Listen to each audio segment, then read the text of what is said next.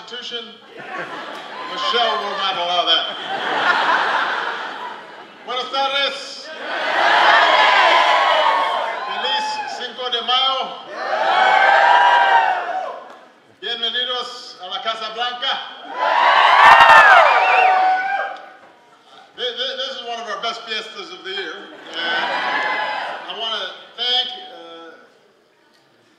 Yanele for not only the introduction, but for being just what an unbelievable example. Bravo! Bravo! She wasn't even nervous backstage. I mean, she knew she was going to do great. So we're so proud of her. We have a couple of guests I want to just make sure to mention. Representative Joaquin Castro is in the house. Great state of Texas. I know your parents are proud of you, and we're proud of you. I want to thank our special guest chef, Johnny Hernandez, who brought his taco and margarita recipes all the way from San Antonio. And give it up for our outstanding performers, Mana. I was thinking about coming out and playing, but I decided maybe not. Let me not spoil the party. We all know the story of Cinco de Mayo. 154 years ago, the French, one of the strongest armies of the 19th century, marched on the tiny town of Puebla. An ill-equipped and hastily trained band of Mexican patriots grabbed whatever weapons they could find, and they fought off the opposing forces and eventually regained full independence. 150 years later, Americans and Mexicans still celebrate Cinco de Mayo. In backyard barbecues, baseball parks, from Chicago to Austin, folks are enjoying music and food, good times with family and friends, just like we're doing here today. Earlier, I had a chance to speak with President Peña Nieto of Mexico about our shared work on advancing the prosperity and the security of Americans and Mexicans, and so I wished him a happy Cinco de Mayo, and he asked me to extend the same to you, so I'm doing my duty here. It's a reminder of not just a holiday, but the incredible bonds that our two countries share. Hey! And on my final Cinco de Mayo at the White House, in the company of this extraordinary group, I want to remind everybody of everything we've gotten done. We've been busy, and we couldn't have done it without you. Together, we increased high school and college graduation rates, cutting the Latino dropout rate by more than half since 2000. Together, we ensured that more than 700,000 dreamers had the opportunity to reach their potential.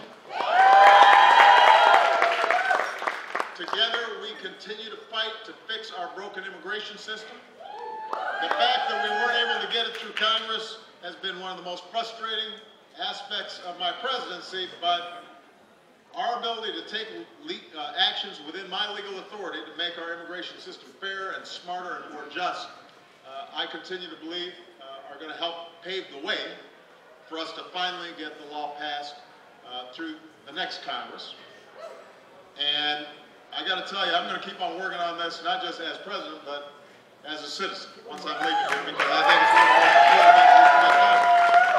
Now, in order to do that, everybody's got to follow this young lady's lead and get out there and vote. So we'll have another occasion to talk about that. But we're going to have some historic turnout rates come November. Today is really then not just a celebration of all that we've gotten done, but it's a commitment to continue our work. Change is hard. Sometimes it takes time. Sometimes you take 2 steps forward and then you have to take 1 step back. But it's always possible to bring about the change we hope for, as long as good people are willing to work together and remain committed, willing to march and organize and vote and educate our friends and our families and our neighbors and tell the stories of all the incredible people who have contributed to this great nation of ours, who were immigrants, who came from some other place but ended up weaving their stories together with people from all around the globe to make this unique country we call America. You know, change is possible because of people like you.